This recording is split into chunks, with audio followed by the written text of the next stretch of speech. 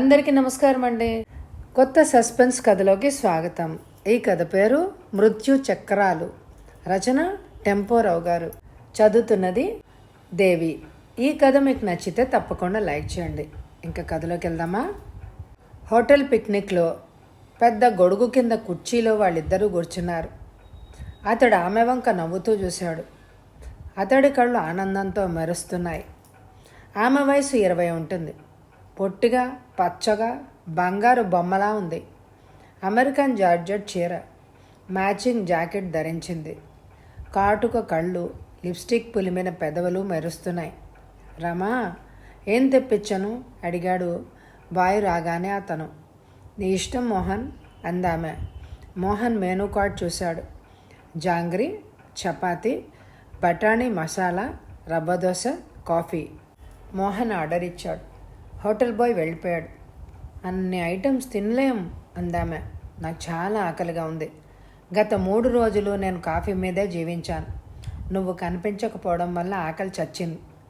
ఇవాళ నా ఎదురుగా నువ్వు కూర్చుంటే విందు చేసుకోవాలి అని అనిపిస్తోంది. మోహన్, నీకు పిచ్చి పుడుతోంది అందామె కొంటగా. Love is one type of madness అన్నాడతను నవ్వుతూ. సమీపంలో మరో గొడుగు కింద ఒంటరిగా కూర్చున్న వ్యక్తి వాళ్ళ వైపు చూస్తూ సిగరెట్ వెలిగించాడు. అతడు టేబుల్ మీద ఉన్న వేడి కాఫీ చలిగాలిలో చల్లారుతోంది. నలువైపులా లైట్లు ప్రకాశవంతంగా వెలుగుతున్నాయి. టైం 8 కావస్తోంది. సిగరెట్ తర్వాత సిగరెట్ వెలిగించి పొగ పీల్చి వదులుతూ అతడు వాళ్ల వైపే చూస్తున్నాడు. కానీ వాళ్ళు అతడి చూపును గుర్తించలేదు. బాయ్ తెచ్చిన పదార్థాలు తింటూ ఏదో ఉత్సాహంగా మాట్లాడుకుంటున్నారు వాళ్ళిద్దరూ. ఆమె టైం చూసింది.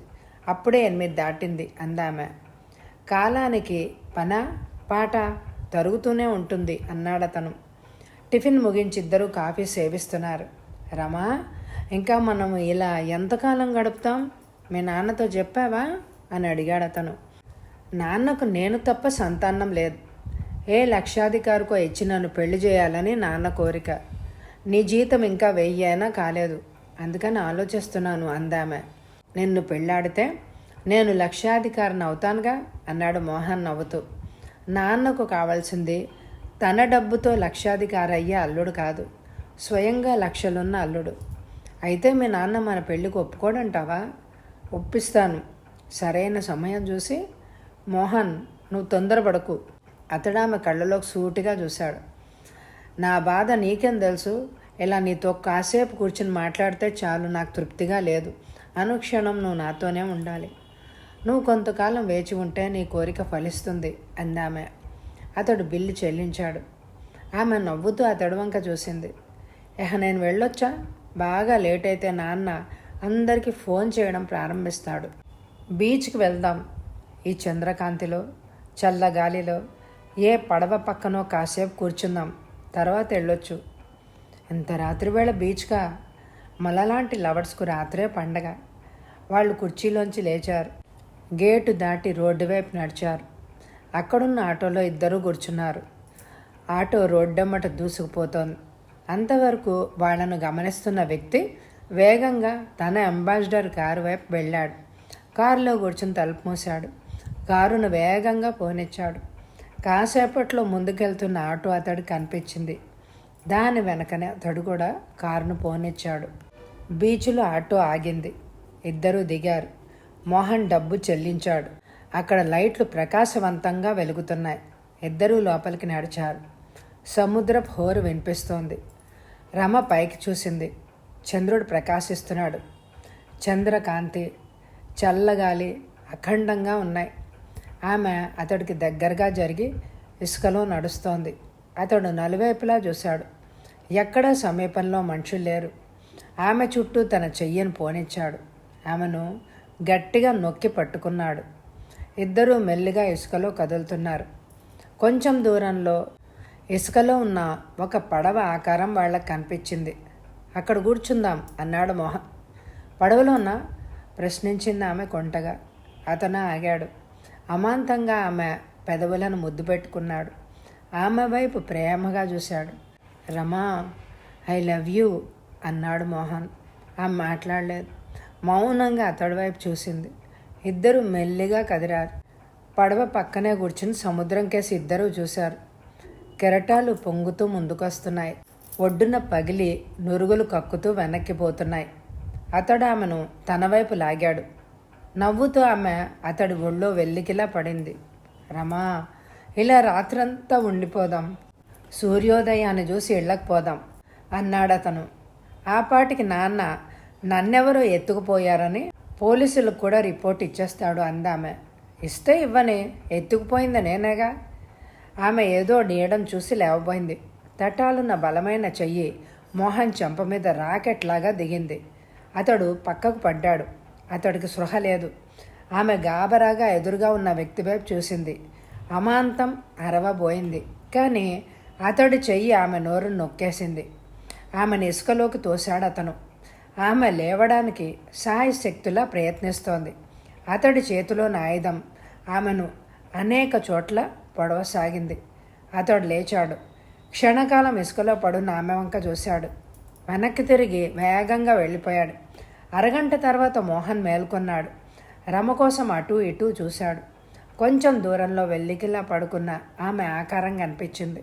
ఆమె నిద్రపోతూ ఉండాలి. అతడు కెరటాల వైపు వెళ్ళి ముఖం కడుక్కున్నాడు. వెనక్కి తిరిగి వచ్చి ఆమె పక్కనే కూర్చున్నాడు. ఆమె వైపు చూసి ఉలిక్కి పడ్డాడు.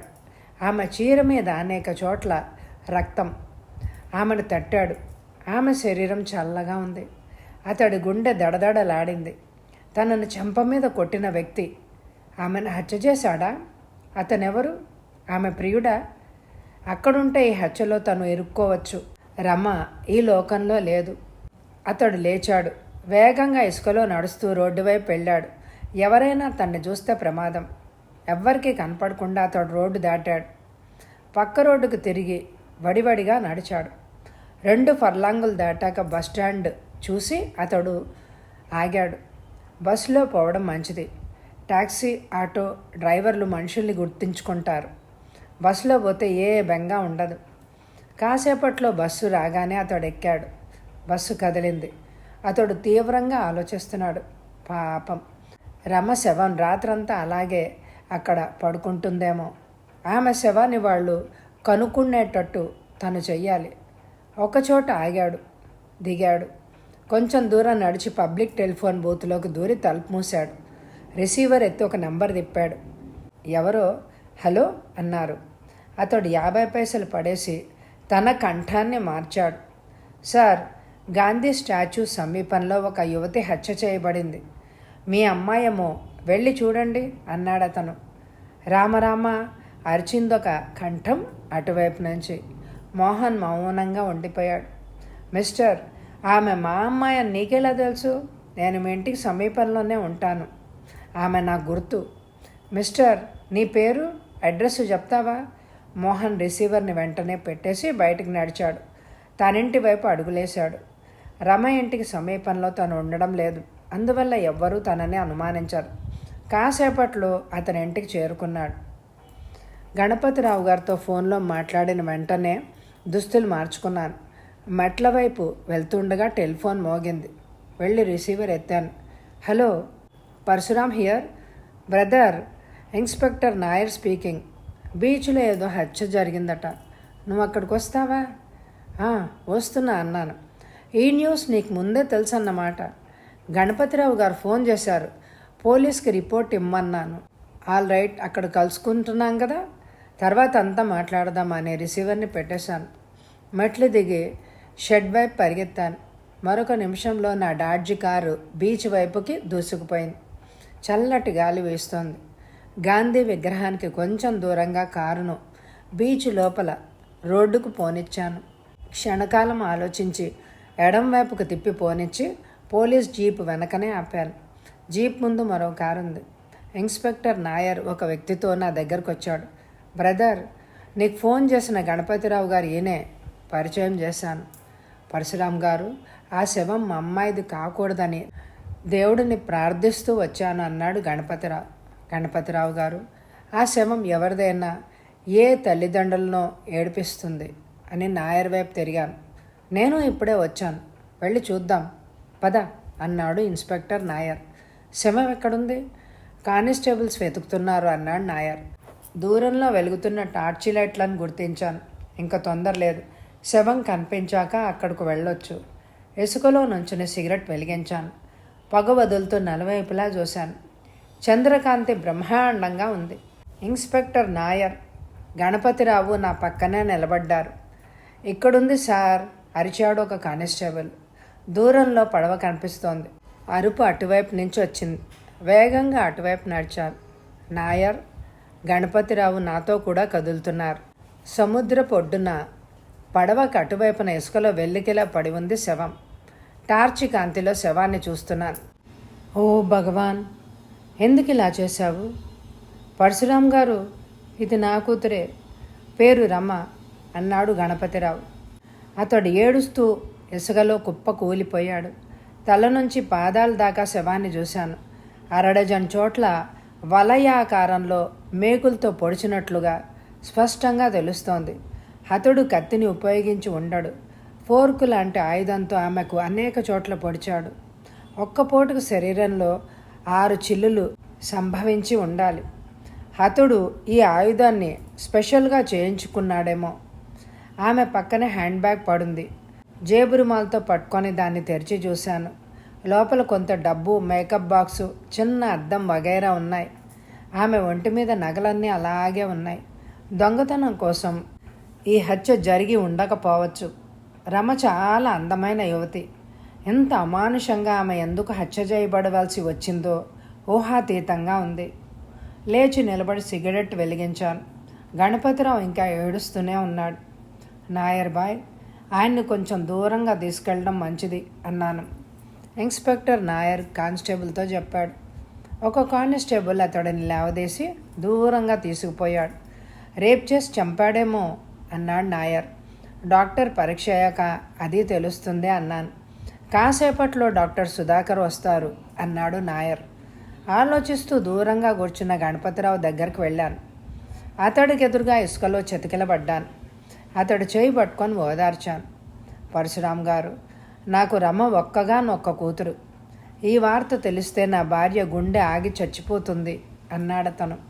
మీ అమ్మాయి బీచ్కి వెళ్తున్నట్టు మీతో చెప్పిందా? లేదు సార్, చెప్పలేదు. తన ఫ్రెండ్ కోకిల ఇంటికి వెళ్ళొస్తాను అంది. కోకిల ఇంటికి ఫోన్ చేశాను. రమ్మ అసలు అక్కడికి రాలేదనే చెప్పింది. ఆమె కాలేజీ స్టూడెంటా? ఈ సంవత్సరంలో BA పాస్ అయింది. పెళ్లి సంబంధాలు చూస్తున్నాను. దాని జీవితం ఈ విధంగా అంతమొందుతుందని కల్లో కూడా అనుకోలేదు నేను. వెనక్కి తిరిగాను. డాక్టర్ సుధాకర్ వచ్చాడు. ఇన్స్పెక్టర్ నాయర్, డాక్టర్ సుధాకర్ ఏదో మాట్లాడుకుంటున్నారు. మీ అమ్మాయికి బాయ్ ఫ్రెండ్స్ ఉన్నారా? లేరు సార్. గణపతిరావు గారు, ఎవ్వరూ తోడు లేకుండా ఆమె ఒంటరిగా రాత్రి బీచ్కి రావడం సహజంగా లేదు.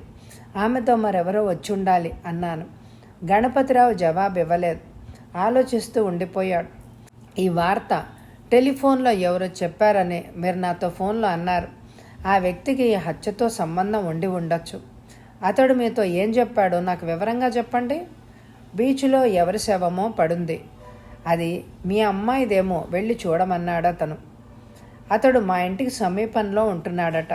అమ్మాయితో పరిచయం లేకపోయినా ఆమె ముఖం అతడికి గుర్తుంది. అతడు గాబరాగా చెప్పాడా?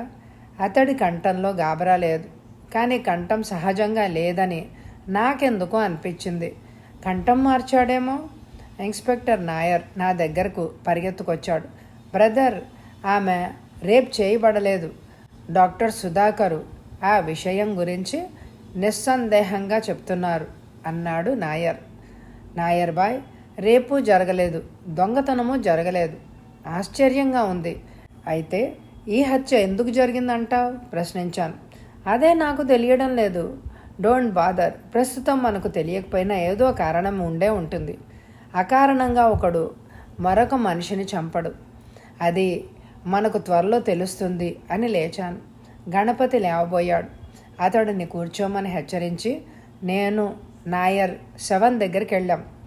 డాక్టర్ సుధాకర్ నాతో కరచాలనం చేశాడు. డాక్టర్, హత్యకు ఉపయోగించిన ఆయుధం ఏమై ఉంటుంది? పరశురాం గారు, ఎటువంటి ఆయుధాన్ని గురించి నేను ఎప్పుడూ వినలేదు. గుండ్రాటి ఫోర్కు లాంటిది అయి ఉండాలి. అటువంటి ఆయుధాలని హంతకులు చేయించి ఉండాలి అన్నాడు doctor Sudhakar. You are right. అదే నేను అనుకున్నాను. గుండ్రటి ప్లేటుకు అరడజన్ నీడిల్స్ అమర్చబడి ఉండాలి. శరీరంలోకి పొడిస్తే ఆ అరడజన్ నీడిల్స్ వలయాకారంలో లోపలికి దిగుతాయి అన్నాను. మరోసారి ఆమె బ్యాగ్ను పరిశీలించాను. చిన్న కాగితం ముక్క నాకు కనిపించింది. దాని మీద ఎం నంబర్ 663854 అని రాసింది. ఆ కాగితం ముక్కను బ్యాగ్లో పడేశాను. బ్రదర్, ఆ నంబర్ ఏంటి? అడిగాడు నాయర్. ఏదో టెలిఫోన్ నంబరు, ఎవరిదో కనుక్కోవాలి అన్నాను. టైం చూశాను. 11 దాటింది. ఇన్స్పెక్టర్ నాయర్ వంక చూశాను. నాయర్ బాయ్, నేను వెళ్ళొస్తాను అని నా కారు వైపు నడవసాగాను. డాడ్జి కారును పోనిచ్చాను. రాత్రి అంతా తెరిచి ఉండే హోటల్ మెలావ్ ముందు కారాపాను. అక్కడ చాలా కార్లున్నాయి. హోటల్ కుర్రాడు పరిగెత్తుకుంటూ వచ్చాడు. హాట్ టీ పట్రా. కాసేపట్లో హాట్ టీ తెచ్చిచ్చాడు అతను. టీ సేవిస్తూ ఆలోచించసాగాను. ఆ టెలిఫోన్ నెంబర్ ఎవరిదో. చాలా కాలం నుంచి ఆ కాగితం ముక్క ఆమె హ్యాండ్ బ్యాగ్లో ఉండాలి. మరో 2 కప్పుల టీ తాగి డబ్బు చెల్లించి కారును ఇంటివైపు పోనిచ్చాను. ఆ నెంబర్ని గురించి ఇంత రాత్రి వేళ కనుక్కోవడం సాధ్యం కాదు. అదంతా తెల్లారాక చేయాలి. పొద్దుటొచ్చిన దినపత్రికలో రమ ఘోర హత్యను గురించి పత్రికా విలేకరులు చాలా రాశారు. రమ ఫోటో అన్ని పత్రికల్లోనూ ఉంది. 6 కప్పులు కాఫీ తాగి సిగరెట్ పీలుస్తూ దినపత్రికలను చూస్తున్నాను. టెలిఫోన్ మోగింది. హలో అన్నాను. బ్రదర్, నువ్వు వెళ్ళాక నిన్న రాత్రి ప్రెస్ వాళ్ళు ముందుగా బీచ్కి వచ్చారు. రమ హత్యకు పబ్లిసిటీ ఎక్కువగా రావచ్చు అన్నాడు నాయర్. పబ్లిసిటీ రావడం మంచిదేగా. ఆమె బీచ్కి వెళ్ళింది. ఏ టాక్సీ డ్రైవరు పబ్లిసిటీ చూసి నీ దగ్గరకు వచ్చి అంతా చెప్పొచ్చు. ఇంతవరకు ఎవ్వరు రాలేదు. 2 ఫోన్ కాల్స్ మాత్రం వచ్చాయి. 2 స్త్రీలు నన్ను ఎడాపెడా తిట్టేశారు రమకు జరిగిన దానికి. ఇంకా చాలామంది తిట్టొచ్చు. చివాట్లకు కూడా అలవాటు పడిపోవడం నేర్చుకో అన్నాను నవ్వుతూ. బ్రదర్, బీచ్ ప్రాంతంలో కొంతమందిని రమ గురించి అడిగి చూశాను, కానీ ఆమెను ఎవ్వరూ చూడలేదు. ఆమె శవాన్ని పోస్ట్ మార్టానికి పంపించాను. త్వరలో రిపోర్ట్ వస్తుంది. Good work. మరికొన్ని విషయాలు మాట్లాడి రిసీవర్ని పెట్టేశాను. ఇన్స్పెక్టర్ నాయర్ పద్ధతిలో పరిశోధన సాగిస్తే ఏ హంతకుడు పోలీసులకి దొరకడు. టైం 9 దాటింది. 20 ఇడ్లీలు తిని 4 కప్పుల కాఫీ సేవించాను. మళ్ళీ టెలిఫోన్ మోగింది. రిసీవర్ని అందుకున్నాను. Hello, Parashuram here. సార్, మీరు అడిగిన నంబరు అరుణ్ అండ్ కంపెనీది. అదొక ఫ్యాక్టరీ విల్లివాకం ప్రాంతంలో ఉంది. డైరెక్టరీలో కంపెనీ అడ్రస్ మీరు చూడొచ్చు అందామె. ఆమెకు థ్యాంక్స్ చెప్పి రిసీవర్ని పెట్టేశాను. Arun and company. ఆ కంపెనీలో పనిచేసేవారెవరో రమకు తెలిసే ఉండాలి. ఆ నంబర్కి ఫోన్ చేశాను. ఒక స్త్రీ అటువైపు నుంచి అరుణ్ అండ్ కంపెనీ ప్లీజ్ అంది. మిస్టర్ ఎం కావాలి అన్నాను క్లుప్తంగా. మూర్త, మోహన అడిగిందామె. నాకు కావలసిన ఎం యువకుడు అన్నాను. అయితే మిస్టర్ మోహనే అయి ఉండాలి. జస్ట్ ఎ మూమెంట్ ప్లీజ్ అందామె. కాసేపట్లో అటువైపు నుంచి ఒక పురుష కంఠం వినపడింది. మోహన్ స్పీకింగ్. మిస్టర్ మోహన్, మీతో మాట్లాడాలి. ఎవరు మీరు? డిటెక్టివ్ పరశురామ్. అతడు నా పేరు విని త్రుళ్ళిపడ్డాడు. అతడు నా కళ్ళ ముందు లేకపోయినా అతడి కంగారుని నేను గ్రహించగలిగాను. నాతో మీకేం పని అని అడిగాడు అతడు కంగారుగా. రమ. ఆమె ఎవరు? నీకు తెలిసే ఉండాలి. నాకు రమ ఎవరో తెలియదు సార్. ఇవాళ పేపర్ చూసావా? చూశాను. రమ అనే యువతి హత్య గురించి చదివావా? చూశాను సార్. చాలా విచారకరమైన వార్త. పేపర్లు ప్రచురించని వార్త. నీకు చెప్తున్నాను. ఆమె బ్యాగ్లో ఒక కాగితం ముక్క మీద నీ పేరు, ఫోన్ నంబర్ రాసి ఉన్నాయి. ఆశ్చర్యంగా ఉంది సార్. ఆ మోహన్ మరెవరో అయి ఉండాలి. కానీ ఆ ఫోన్ నంబర్ నీదే అన్నాను గంభీరంగా. ఇంతకీ మీకేం కావాలి? నేను కారులో వస్తున్నాను. డాడ్జి కారు. మీ ఆఫీస్ ముందు నిలబడు. నా కారు దగ్గరకు రా, మాట్లాడుకుందాం. నాకేం తెలియదంటే మీరు వినడం లేదు. మీరెంత దూరం రావడం అనవసరం. నువ్వు చెప్పేది నిజమని తేల్చుకున్నాక నిన్ను వదిలేస్తాను. నువ్వు భయపడకు. నా మూలంగా నీకే ప్రమాదం రాదు. నాతో మాట్లాడకపోతే పోలీసులతో మాట్లాడవలసి వస్తుంది. నిన్ను అరెస్టు చేసి వాళ్ళు లాకప్లో పడేస్తారు. రండి సార్, మీకోసం ఎదురు చూస్తూ ఉంటాను. రిసీవర్ని పెట్టేశాను. దుస్తులు మార్చుకున్నాను. తల దువ్వుకున్నాను. పార్వతిని ముద్దు పెట్టుకొని కిందకి దిగాను. వంటతను కృష్ణయ్య కనిపించాడు. ఇవాళ లంచ్కి కందట్లు సార్ అన్నాడతను. కందట్ల గురించి ఊహించుకుంటూ కార్ షెడ్ వైపు పరిగెత్తాను. డాడ్జి కారును గేట్ వైపు పోనిచ్చాను. తిరువళ్ళూరు హై రోడ్డు వారగా ఉందా కంపెనీ ఆఫీస్. కారును ఆపి ఇండియా కింగ్స్ సిగరెట్ వెలిగించాను. రోడ్డు దాటి ఒక యువకుడు కారు వైపు వచ్చాడు. అతడి వైపు నవ్వుతూ చూశాను. వయసు 25 ఏళ్ళు ఉంటుంది. సన్నగా పొడవుగా ఉన్నాడు. కోల మొహం. మనిషి పచ్చగా అందంగా ఉన్నాడు. ప్యాంటు స్లాక్సు ధరించాడు. చేతికి రిస్ట్ వాచ్ ఉంది. అతడిని కారులో కూర్చోమన్నాను. తిరిగొచ్చి కారులో కూర్చున్నాడు. పక్కకు తిరిగి అతడి వైపు హిప్నటిస్ట్ లాగా చూశాను. అతడి కళ్ళల్లో ఏదో భయం గోచరిస్తోంది. రమ్మ, నీకు తెలియడం వల్ల ఈ హత్య కేసులో నువ్వు ఇరుక్కోవు. ఏ నేరం చెయ్యనంత కాలం నీకు ఏ బెంగ ఉండనవసరం లేదు. నిన్ను నేను కాపాడతాను. నువ్వు నిజం చెప్పి నాతో సహకరిస్తే ఆ అమాయకురాలి హంతకుడిని పట్టుకునేందుకు తోడ్పడతావు అన్నాను శాంతంగా. అతడు ఒక నిమిషం పాటు మాట్లాడలేదు. మౌనంగా ఉండిపోయాడు. పరశురాం గారు, రమ నాకు తెలుసు. ఆమెను నేను గాఢంగా ప్రేమించాను. నిన్న నాతో ఆమె బీచ్కి వచ్చింది అన్నాడు అతను కన్నీళ్లు కారుస్తూ. అక్కడ ఏమైంది? ఇద్దరం పడవ పక్కన చంద్రకాంతిలో కూర్చున్నాం. ఆమె నా ఒళ్ళో వెల్లికిలా పడుకుంది. కమ్మటి కబుర్లు చెప్పుకుంటూ ఆనందిస్తున్నాం. సమీపంలో ఎవ్వరూ లేరు. అమాంతంగా ఎవరో నన్ను చెంప మీద కొట్టారు. నేను స్పృహ తప్పి పడిపోయాను. అటుపైన ఏం జరిగిందో నాకు తెలియదు. అరగంట తర్వాత నేను మేల్కొని ఆమె కోసం చూశాను. కొంచెం దూరంలో ఆమె పడుకొని ఉంది. సముద్రపు నీళ్లతో మొహం కడుక్కుని ఆమె పడుకున్న చోటికి వెళ్ళాను. ఆమె మీదున్న రక్తాన్ని చూసి ఠారెత్తిపోయాను. నన్ను కొట్టిన వ్యక్తి ఆమెను చంపేసి ఉంటాడు అని ఊహించాను. నేనేం చేయాలి? రమ ఈ లోకంలో లేదు. ఈ కేసులో ఇరుక్కోవడం నాకు ఇష్టం లేదు. ఆమెను వదిలి మెల్లిగా వెళ్ళిపోయాను. ఆగాడతను. కన్నీరు ధారగా కారుతున్నాయి. ఆమెను ఆ విధంగా వదిలేసిపోతున్నందుకు నా హృదయం నన్ను పీకుతోంది. పబ్లిక్ టెలిఫోన్ బూత్ నుంచి ఆమె ఇంటికి ఫోన్ చేసి కంఠం మార్చి ఆమె తండ్రితో ఈ వార్త చెప్పాను. అటుపైన నా ఇంటికి పోయాను అన్నాడు మోహన్. మిస్టర్ మోహన్, ఆమెను మరెవరైనా ప్రేమించారా? లేదు సార్. ఎవరైనా ప్రేమించి ఉంటే ఆమె నాతో తప్పకుండా చెప్పేది. సిగరెట్ పొగ వదులుతూ ఆలోచిస్తున్నాను. నీకు తగిలిన దెబ్బను బట్టి అతడు చాలా బలమైన వాడు అయి ఉండాలి. సందేహమే లేదు సార్. అతడి చెయ్యి ఇనుముతో చేసినట్టుగా ఉంది. అతడి చెంపను పరీక్షించాను. కుడివైపున చర్మం కమిలిపోయినట్టు నల్లబడి ఉంది. రమను నువ్వు కలుసుకున్నట్లు ఆమె తల్లిదండ్రులకు తెలుసా? ఎవ్వరికి తెలియదు సార్. సరైన సమయం చూసి మా పెళ్లి విషయం ఆమె తండ్రితో చెప్తాను అంది. ఆమె ధనవంతురాలు. నేను ఉద్యోగం చేసుకుంటూ జీవిస్తున్నాను. నా జీతం ఇంకా పెరిగితే కానీ తండ్రి ఒప్పుకోరని ఆమె అనేది. ఎంతకాలం నుంచి ఆమె నీకు తెలుసు? సంవత్సరం నుంచి. ఆమె కాలేజీలో బిఏ చదువుతూ ఉండేది. నువ్వు ఆమెను పెళ్ళాడతానంటే మీ వాళ్ళు ఒప్పుకున్నారా? నాకు అమ్మ మాత్రమే ఉంది. నేను ఆమెతో చెప్పాను. ఆమె వెంటనే ఒప్పుకుంది. ఆలోచిస్తూ ఉండిపోయాను. మోహన్ వైపు నుంచి రమకు శత్రువు లేరు. మరెవరూ ఆమెను ప్రేమించలేదు. ఈ హత్యకు మోటివ్ దొంగతనం కాదు. హంతకుడు ఆమెను రేప్ చేయలేదు. అందాలొలికించే ఆ పువ్వును హంతకుడు తుంచి ఎందుకు మట్టిపాలు చేశాడు? ఇది ₹1,00,000 ప్రశ్న. జవాబిచ్చిన వ్యక్తికి ₹1,00,000 ఇవ్వచ్చు. మిస్టర్ మోహన్, గత సంవత్సరంలో మీరిద్దరూ ఎన్నోసార్లు కలుసుకొని ఉంటారు. ఆమె నీతో ఎన్ని విషయాల్లో చెప్పుంటుంది. ఏమైనా గుర్తున్నాయా? ఇప్పుడు చెప్పలేను సార్. నా మనసు ప్రస్తుతం బాలేదు.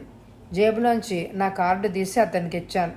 ఏదైనా గుర్తొస్తే నా నెంబర్కి ఫోన్ చేసి చెప్పు. నేను లేకపోయినా చెప్పు. నా భార్య మీ మాటల్ని రికార్డ్ చేస్తుంది. నేను వచ్చాక అంతా వింటాను. అలాగే సార్ అన్నాడతను. గుడ్ లక్ అని అతడిని కారులోంచి దిగిపోనిచ్చాను. అతడు తోటలో తిరుగుతున్నాడు. చెట్ల మీదున్న పక్షులు కూస్తున్నాయి. వాటివైపు కోపంగా చూస్తూ 2 రాళ్లను పైకి విసిరాడు. పక్షులు ఎగిరి దూరంగా పారిపోయాయి. అతను మెల్లిగా ముందుకు కదిలాడు. తెల్లటి కుక్క అతడి పక్క నుంచి పరిగెడుతోంది. ముందుకు దూకి దాని మెడను అమాంతంగా కుడి చేత్తో పట్టుకున్నాడు అతను. కుక్క మరుగుతోంది. అతడు దాన్ని వదలలేదు. ఎడం చేత్తో దాని మూతిని బిగించి పట్టుకున్నాడు. కుక్క ఇప్పుడు మరగడం లేదు, మూలుగుతోంది, గజగజ కొట్టుకుంటోంది, కాళ్ళు ఆడిస్తూ. అతడు దాన్ని వదలలేడు. జేబులోంచి పిడి బిగించి ఉన్న ఆయుధాన్ని పైకి తీశాడు. కింద భాగానికి ఉన్న ప్లాస్టిక్ కవర్ను తీశాడు. పిడి క్రిందనున్న గుండ్రటి స్టీల్ బెళ్లకు పదునైన లావుపాటి 6 నీడిల్స్ అతకబడి ఉన్నాయి. వాటి వైపు తృప్తికరంగా చూశాడు అతను. పిడిని పట్టుకుని ఆ ఆయుధాన్ని పైకెత్తాడు. కుక్క ఇంకా పెనుగులాడుతోంది. దాని కడుపులోకి తటాలున పొడిచాడు. అనేక చోట్ల అలా పొడుస్తూనే ఉన్నాడు. కుక్క రక్తంతో ముద్దయింది. దాని మూతిని అతడు వదిలేశాడు. కానీ అది మొరిగే స్థితిలో లేదు. తన ఆయుధాన్ని ప్లాస్టిక్ క్యాప్ మూసేసి అతడు దాన్ని జేబులో పడేసుకున్నాడు. జేబులో ఉన్న చాక్లెట్లను నోట్లో పడేసుకున్నాడు. నములుతూ అతడు కుక్క వైపు చూశాడు. కుక్క ఒంటి మీద 6 చిల్లుల చక్రాలు, మృత్యు చక్రాలు. అతడు ఇటు అటు చూశాడు. చెట్టు కింద ఖాళీ సిమెంట్ బ్యాగ్స్ ఉన్నాయి. ఒక సంచిని తెచ్చి అందులో కుక్కను పడేశాడు. ఆ సంచిని తీసుకెళ్లి కారు డిక్కీలో పెట్టాడు. కారును పోనిచ్చాడు. అతడు ఆలోచిస్తున్నాడు. ఆ ఆయుధాన్ని అతడు కలకత్తాలో చేయించాడు. కంపెనీ వాళ్లకు తన పేరు సుధాకర్ ముఖర్జీ అని చెప్పాడు. అతడి మెదడులో ఇటువంటి ఆలోచనలన్నీ సాగుతున్నాయి. నిర్మానుష్యంగా ఉన్న రోడ్డమ్మటి కారు వెళ్తోంది. అతడు కారు ఆపి దిగాడు. డిక్కీలోని సంచిని రోడ్డు మీద వారగా పడేసి కారును పోనిచ్చాడు. తనింటికి చాలా దూరంలో ఉంది ఆ స్థలం. కారు స్పీడ్గా వెళ్తోంది. అతడి మెదడులో ఆలోచనలు సాగుతున్నాయి. ఆ కుక్క పోలీసుల దృష్టిలో పడుతుందా, లేక రాబందులు కాకులు పీక్కు దాన్ని తినేస్తాయా? టెలిఫోన్ మోగుతోంది. వెళ్ళి రిసీవర్ని ఎత్తాను. హలో, పరశురాం అన్నాను. బ్రదర్, మా బీట్ కానిస్టేబుల్ ఒక కుక్కను చూసి మాకు రిపోర్ట్ ఇచ్చాడు. ఎవరో పొడిచి ఆ కుక్కని చంపారు అన్నాడు ఇన్స్పెక్టర్ నాయర్. పిచ్చి కుక్కేమో. మా వెటర్నరీ డాక్టర్ దాన్ని పరీక్షించాడు. దానికి రేబీస్ కూడా లేదు. అది మామూలు కుక్క. ఆ కుక్క శరీరం మీద ఉన్న పోట్లను చూస్తే రమ శవం మీద ఉన్న ఘాట్లు గుర్తొచ్చాయి అన్నాడు నాయర్. నాయర్ బాయ్ అన్నాను ఆశ్చర్యంగా. బ్రదర్, ఆ కుక్క ఇంకా అక్కడే ఉంది, మీల్స్ రోడ్డు వారగా. నువ్వు వెంటనే రా. నేను ఈ సమీపం నుంచే మీకు ఫోన్ చేస్తున్నాను. ఆల్ రైట్, వస్తున్నాను. రిసీవర్ పెట్టేసి కిందకి పరిగెత్తాను. డాడ్జీ కారును శరవేగంగా మీల్స్ రోడ్డు వైపు పోనిచ్చాను. పోలీస్ జీప్ చూసి కారాపి దిగాను. ఇన్స్పెక్టర్ నాయర్ గబగబా వచ్చి నా చేయి పట్టుకున్నాడు. అదిగో కుక్క అన్నాడు నాయర్. జేబు రుమాలతో ముక్కు మూసుకొని కుక్క దగ్గరగా వెళ్ళాను. దాని ఒంటి మీద ఉన్న చక్రాల పోట్లను చూసి నిర్ఘాంతపోయాను. సందేహం లేదు, రమను చంపినవాడే ఈ కుక్కను కూడా చంపుండాలి. ఈ సమీపంలో అతని ఇల్లుందేమో. ఈ ఆలోచనని వెంటనే నా మెదడులోంచి తొలగించాను. హంతకుడు మూర్ఖుడైతే కానీ తనింటి సమీపంలో ఈ కుక్కను పడేయడు. ఎక్కడో చంపి దూరంగా తెచ్చి ఈ స్థలంలో పడేసే ఉంటాడు. ఈ కుక్కని చంపడంలో హంతకుడి అర్థమేమిటి? పోలీసులు చూసేటట్టు దాన్ని రోడ్డు వారగా పడేశాడు. ఈ కుక్క ద్వారా హంతకుడు నాకేమైనా సందేశం పంపించాలి అని అనుకున్నాడా? హత్య చేయబడిన రమ ఈ కుక్కతో సమానమైందని అతడు చెప్పదలిచాడా? సిమెంట్ సంచిని పరిశీలించాను. దాని మీద ఎవ్వరి అడ్రస్సు లేదు. వెనక్కి తిరిగి కారు వైపు నడిచాను. రాబందులు ఆకాశంలో ఎగురుతున్నాయి. కాకులు అరుస్తూ పైన తిరుగుతున్నాయి. ఎదురుగా ఉన్న ఇన్స్పెక్టర్ వైపు చూశాను. బ్రదర్, హంతకుడు ఈ కుక్కను చంపి ఇక్కడెందుకు పడేసుంటాడు అడిగాడు నాయర్. నాయర్ బాయ్, పోలీసులను ఏడిపించడానికి చేసే ఉంటాడు. ఈ కుక్క కోసం పోలీస్ బృందంతో నువ్వు జీపులో రావడం చూసి హంతకుడు పొట్ట పగిలేలాగా నవ్వుకొని ఉంటాడు అన్నాను. Rascal, I will get him అన్నాడు నాయర్ ఆగ్రహంతో. నాయర్ బాయ్, ఇదంతా చూస్తుంటే రమహత్యతో ఊరుకునేటట్టు లేడు హంతకుడు. ఇక్కడ ఈ కుక్కను పడేసినట్టు మరికొన్ని శవాలను అతడు మనకు వదలొచ్చు. పట్నం నలువైపులా పెట్రోల్ వాన్స్ను తిప్పుతూ ఉండాలి. నిర్జన ప్రదేశాల సమీపంలో కానిస్టేబుల్స్ తిరుగుతూ ఉండాలి. పెద్ద పార్కులు, బీచులు లాంటి ప్రదేశాల్లో పోలీసులు గస్తీ తిరగాలి. అలా జయిస్తాను బ్రదర్. మరొక హత్య జరగకుండా వాడు మన చేతుల్లో చిక్కుతాడు నీ సహాయంతో అన్నాడు నాయర్. నాయర్ బాయ్, నేను డిటెక్టివ్ని, దేవుణ్ణి కాదు. అనేక విధాలుగా హంతకుడి కోసం ప్రయత్నాలు సాగిస్తున్నాను. ఇంకా అతడి ఉనికి నాకు అంతు చిక్కనే లేదు అన్నాను. బ్రదర్, నీ మీద నాకు నమ్మకం ఉంది. నువ్వు సాధిస్తావు. కారులో కూర్చుని తలుపు మూశాడు. రోడ్డమ్మట కార్లు అటు ఇటు దూసుకుపోతున్నాయి. ఏ కారులోనో కూర్చుని హంతకుడు మనల్ని చూసి నవ్వుకుంటూ ఉండొచ్చు. ఇన్స్పెక్టర్ నాయర్కి బై బై చెప్పి కారును పోనిచ్చాను. పోలీస్ జీప్ నా కారు వెనకే కదిలింది. రాబందులు కిందకు దూసుకొస్తున్న చప్పుడు వినపడుతోంది. హలో, పరశురామ్ స్పీకింగ్ అన్నాను. నేను మోహన్ సార్ అన్నాడు అతను. ఏదైనా జ్ఞాపకం వచ్చిందా? కొన్ని విషయాలు గుర్తొచ్చాయి. రమ అత్తయ్య కొడుకు పేరు అంగీరస్. అతడు పొట్టిగా సన్నగా ఉంటాడట. రమ కంటే కొంచెం పెద్దవాడట. అతడికి రమంటే చాలా పిచ్చట. ఎప్పుడూ ఆమె చుట్టూ తిరుగుతూ ఉండేవాడని ఆమె చెప్పింది. అతడు ఉండే ఊరు ఖరగ్పూర్. ఇంకా ఏదైనా ఉందా చెప్పవలసింది? ఒకసారి ఒక పెళ్ళికొడుకు ఆమెను చూడ్డానికి వచ్చాడు. అతడు ఏనుగు లాంటి మనిషి. చాలా అందవిహీనంగా ఉన్నాడు. అతన్ని చూసి ఆమె పరిహాసంగా నవ్వింది. కోపంతో అతడు వెళ్ళిపోయాడు. అతడి పేరు, ఊరు తెలుసా? ఆమె తండ్రికి తెలుసుండొచ్చు అన్నాడు మోహన్. Anything more? ప్రస్తుతానికి రెండే సార్. ఫోన్ చేసి చెప్పినందుకు థ్యాంక్స్. ఆనాడు బీచ్కి మీరు ఆటోలో వెళ్తున్నప్పుడు ఏ కారైనా స్కూటర్ అయినా మిమ్మల్ని వెంబడించిందా? నేను చూడలేదు సార్. ఆమె పక్కన ఉంటే నాకు మరేది కనిపించేదే కాదు. మీరు ఆ పడవ వైపు నడిచే సమయంలో బీచ్ లోపల రోడ్డు మీద మీ సమీపంలో ఏ కార్లైనా ఉన్నాయా? ఏ కార్లు మొదట లేవు. తర్వాత ఒక కారు వచ్చి ఆగింది. కానీ కారులోంచి ఎవ్వరూ దిగలేదు అన్నాడు అతను. అదేం కారో చెప్పగలవా? నల్లటి అంబాసిడర్ కార్ సార్. థ్యాంక్స్ అని రిసీవర్ని పెట్టేశాను. గణపతిరావుకి నంబర్ తిప్పాను. Hello Ganapathirao sir, Parashuram here. మీ అమ్మాయిని చూడ్డానికి గతంలో కొంతమంది వచ్చి వెళ్ళారు అని విన్నాను. ఎంతమంది వచ్చి వెళ్ళారు? 6 పెళ్లి కొడుకులు వచ్చి చూసి వెళ్ళారు. కానీ వాళ్ళ అమ్మాయికి నచ్చలేదు.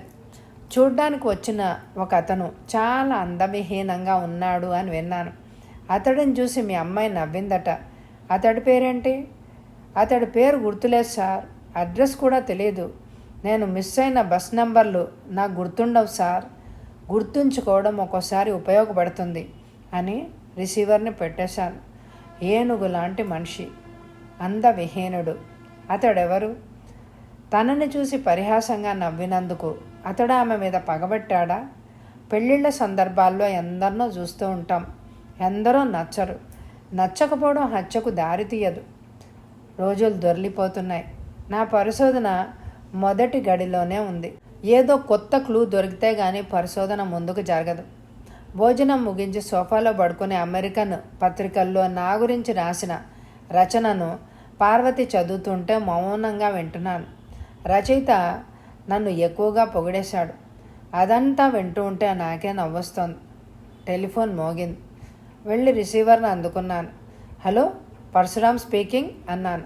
బ్రదర్, హంతకుడు మళ్ళీ రాయి విసిరాడు అన్నాడు నాయర్. మరో కుక్క? ప్రశ్నించాను. ఈసారి కుక్క కాదు సార్, మరో యువతి. నువ్వు ఎక్కడున్నావు? నాయుడు పార్కులో. నేను వస్తున్నా అని రిసీవర్ పెట్టేశాను. కాసేపు మీతో కూర్చుని మాట్లాడేందుకు వీలు కాదు, ఏదో పని అంది పార్వతి విసుగ్గా. మై డియర్, డిటెక్టివ్ల జీవితం అంతే. ఏ క్షణంలో ఎక్కడి నుంచి పిలుపు వస్తుందో వాళ్ళకే తెలియదు అన్నాను నవ్వుతూ. 10 నిమిషాల్లో నాయుడు పార్కుకి చేరుకున్నాను. చాలా విశాలమైన పార్కు గేట్ తెరిచింది.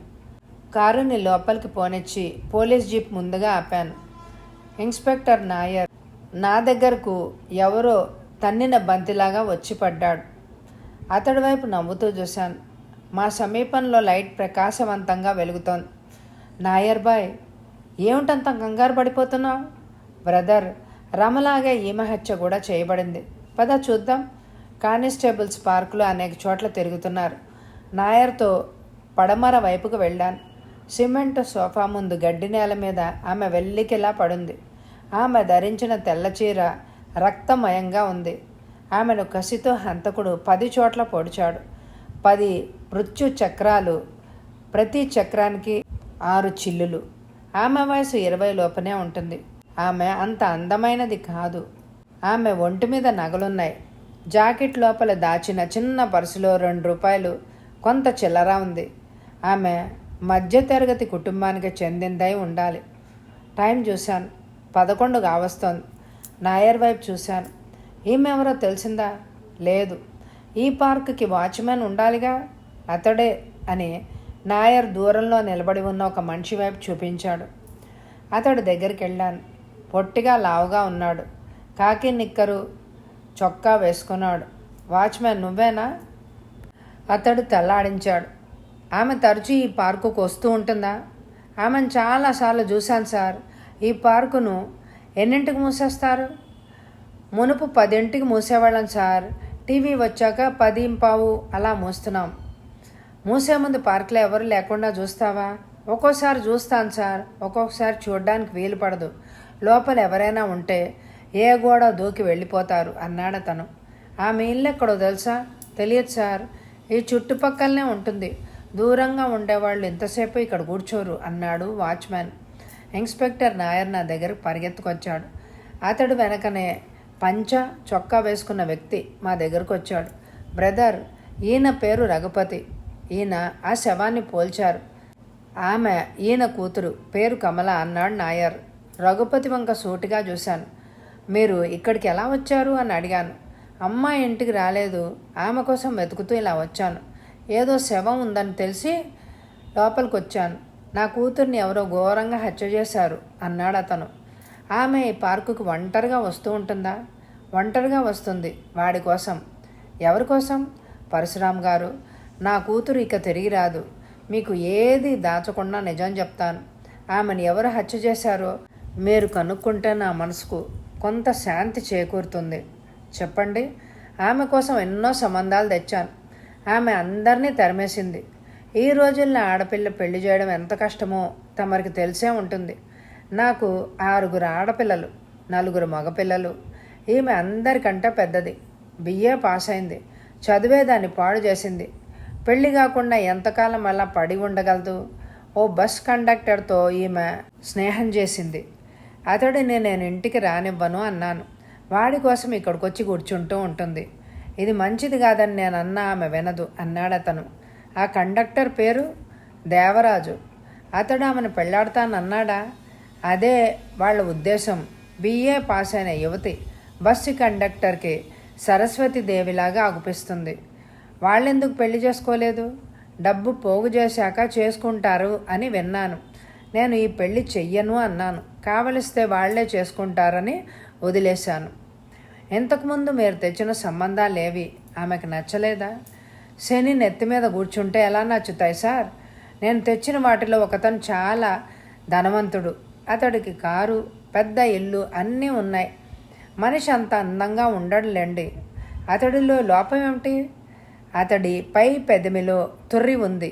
నల్లగా ఉంటాడు. అయినా మనిషి బలశాలి, పెద్ద మనిషి. అతడిని ఎడాపెడా తిట్టి పొమ్మంది కమల. కోపాన్ని దిగమెంగుకుంటూ వెళ్ళిపోయాడు అతను. అతడు చెప్పింది విని ఆశ్చర్యపోయాను. రమ ఇంటికి వెళ్ళి పెళ్లి చూపులకు వెళ్ళిన అతను కమల ఇంటికి కూడా వెళ్ళాడు. రమ, కమల అతన్ని తిరస్కరించారు. ఇద్దరు ఘోరంగా చంపబడ్డారు. రఘుపతి వంగ చూశాను. ఆ పెళ్లి కొడుకు పేరేంటి? సుందరం. అతడు ఎక్కడుంటాడో తెలుసా? అతడు ఈ పట్నం వాడు కాదు, విజయవాడ నివాసి. వాళ్ళ సొంత ఇల్లు గవర్నర్పేటలో ఉందంటాడు. అతడు విజయవాడ నుంచి ఇక్కడ కారులో వచ్చాడా? వచ్చే ఉండాలి. ఆ కార్ నంబర్ మీకు గుర్తుందా? ఉంది. TNM 36465. అంత బాగా ఎలా గుర్తుంది? అతడికి మా ఇల్లు తెలీదు. కారులో పాండి బజారుకు వచ్చి ఉంటానని అతను అన్నాడు ఫోన్లో. ఎవరినైనా అక్కడికి పంపమని తన కారు నంబర్ చెప్పాడు. నేనే వెళ్ళి కారు నంబర్ చూసి అతడిని ఇంటికి తీసుకొచ్చాను. అది అంబాసిడర్ కారా? కారు పేరు నాకు తెలియదు సార్. కారు మాత్రం విశాలంగా ఉంది. సుఖంగా కూర్చోవచ్చు. అతడి వైపు సూటిగా చూశాను. అతడిని మరికొంచెం వర్ణించండి అన్నాను. 6 అడుగుల పైనే పొడుగుంటాడు. అతడిని చూస్తే భయం వేస్తుంది. కనుబొమ్మలు 2 కలిసి ఉంటాయి. కుడి చెవి పక్కన పెద్ద పులిపిరికాయ ఉంటుంది. పై పెదవి మధ్యలో చీలి ఉంటుంది. ఇన్స్పెక్టర్ నాయర్ వైపు తిరిగాడు. నాయర్ బాయ్, నీ పని గాని. వెంటనే హంతకుడు మనకు దొరక్కపోవచ్చు, త్వరలోనే దొరుకుతాడు అన్నాను. ఇన్స్పెక్టర్ నాయర్, నేను శవం దగ్గరగా వెళ్ళాం.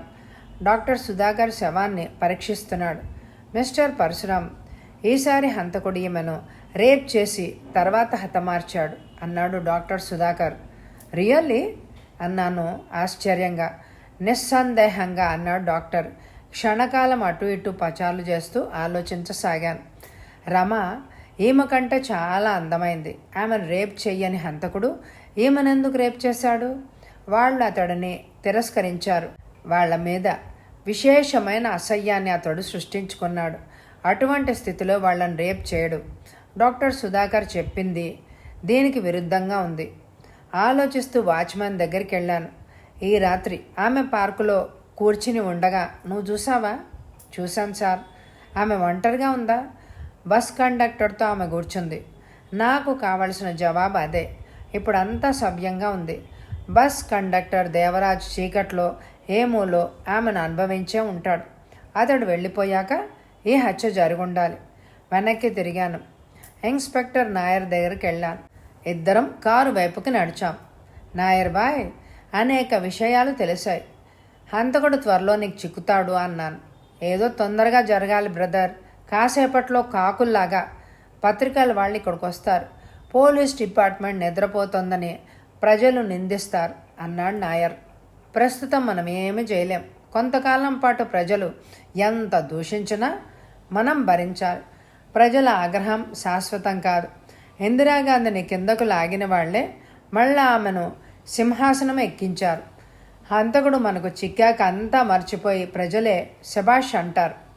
తలుపు తెరిచి కారులో కూర్చున్నాను. ప్రెస్ వ్యాన్ లోపలికి వస్తోంది. ఇన్స్పెక్టర్ నాయర్ శవం వైపు పరిగెత్తాడు. నేను డాడ్జి కారును వేగంగా ముందుకు పోనిచ్చాను. మిస్టర్ పరశురాం, పరశురాం అరిచారు కొందరు విలేకరులు.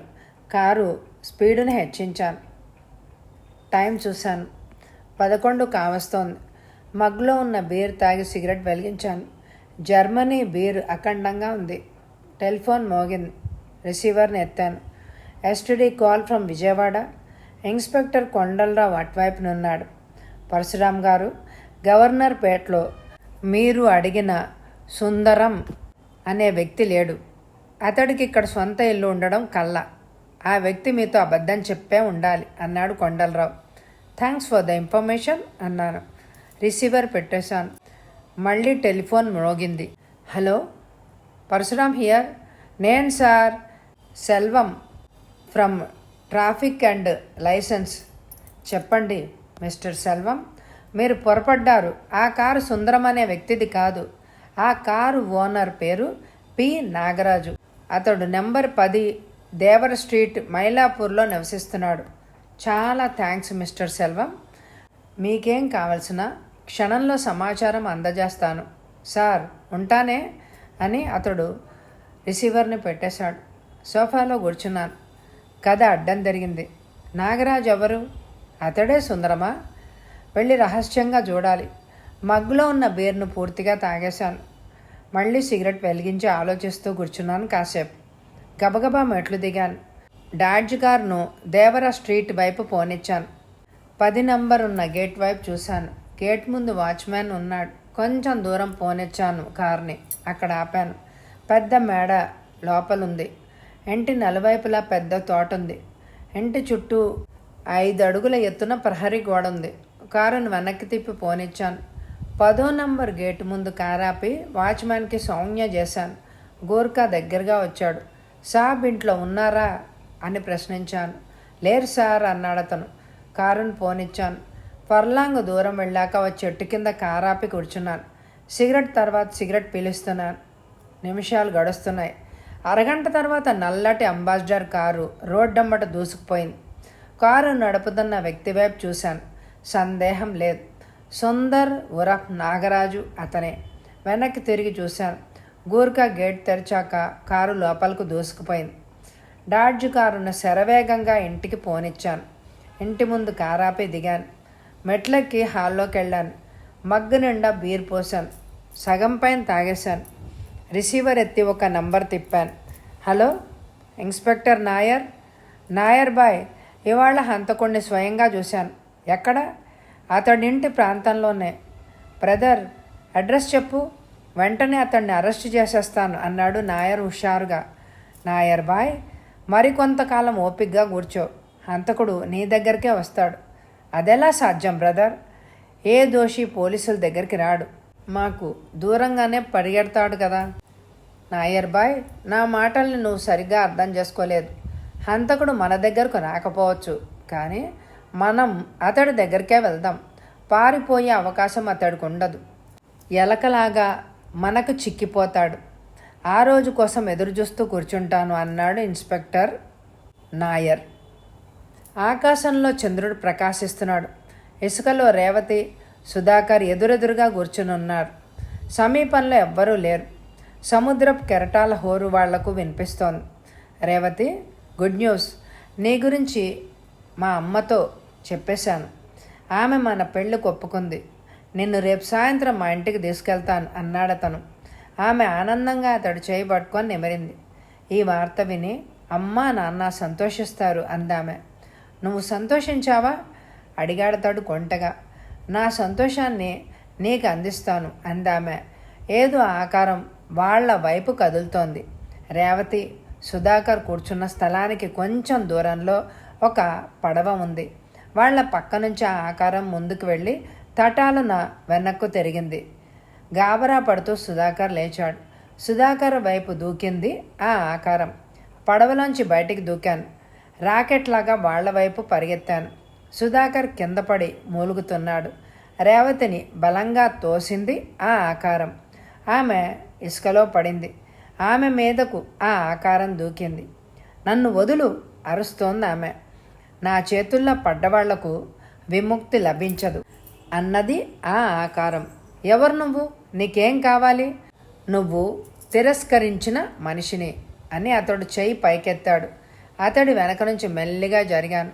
కిందకి దిగబోయిన అతడి చెయ్యిని మెలి తిప్పాను. చేతిలోని ఆయుధం ఇసుకలో పడింది. పాములాగా బుసకొడుతూ అతడు లేచాడు. బూట్తో అతడి పొట్టలో తన్నాను. అతడు ఇసుకలో పడ్డాడు. అతడి కాళ్లను పైకెత్తి పట్టుకుని గిర్రను తిప్పాను. రాస్కెల్ అరిచాను. అతడు లేవడానికి ప్రయత్నిస్తున్నాడు. కాళ్ళు నా చేతుల్లో ఉండడం వల్ల లేవలేకపోతున్నాడు. మెల్లిగా ఈల వేశాను. పడవలోంచి ఇన్స్పెక్టర్ నాయర్, అరడజన్ మంది కానిస్టేబుల్స్ నా వైపు పరిగెత్తుకొచ్చారు. అతడి కాళ్లను వదిలేశాను. కానిస్టేబుల్స్ అతడిని చుట్టేశారు. ఇన్స్పెక్టర్ నాయర్ అతడి చేతులకు సంకెళ్ళు వేశాడు. అతడు ఇసుకలో కూర్చునున్నాడు. మూలుగుతున్న సుధాకర్ లేచి రేవతి సహాయంతో నా దగ్గరకు వచ్చాడు. ఇసుకలో కూర్చున్న వ్యక్తి మీద టార్చ్ కాంతి పడింది. నువ్వా అరిచింది రేవతి. ఇతడు నీకు తెలుసా ఆమెను అడిగాను. పెళ్లి చూపులకు మా ఇంటికి వచ్చాడు.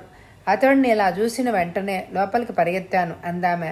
మిస్టర్ నాగరాజు, ఇంకా ఇలా ఎంతమందిని చంపాలని నీ ఆశ అని అడిగాను.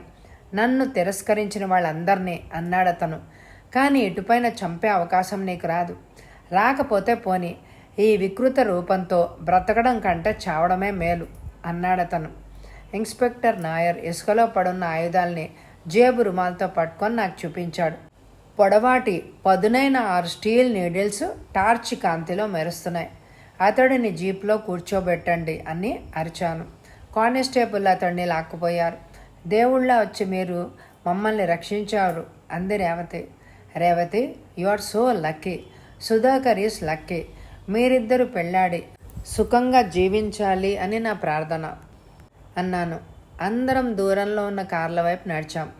ఇన్స్పెక్టర్ నాయర్ నాతో కరచాలనం చేశాడు. Thanks brother. అనుకున్న దానికంటే త్వరగా హంతకుడు దొరికాడు. ప్రెస్ విలేకరులను పిలిచి అంతా చెప్తాను అన్నాడు. గుడ్ లక్ అన్నాను. ఇన్స్పెక్టర్ జీప్ వైపు వెళ్ళిపోయాడు. రేవతిని, సుధాకర్ని నా కారులో ఎక్కమన్నాను. ఇద్దరు ముందు సీట్ మీద కూర్చున్నారు. పోలీస్ జీప్ కదిలింది. వెనకనే అంబాసిడర్ కారు వెళ్తోంది. డాడ్జీ కారును పోనిచ్చాను. నా పక్కనే సుధాకర్ ఉన్నాడు. మీరెక్కడికి వెళ్ళాలి అని అడిగాను. అజంతా హోటల్ దగ్గర దిగిపోతాం అన్నాడతను. మమ్మల్ని కాపాడిన మీ పేరు చెప్తే చాలా సంతోషిస్తాం అంది రేవతి. తొందరపడకండి, మీరు కారు దిగాక చెప్తాను అని స్పీడు హెచ్చించాను. తర్వాత నా పేరు డిటెక్టివ్ పరశురాం. కథ సమాప్తం.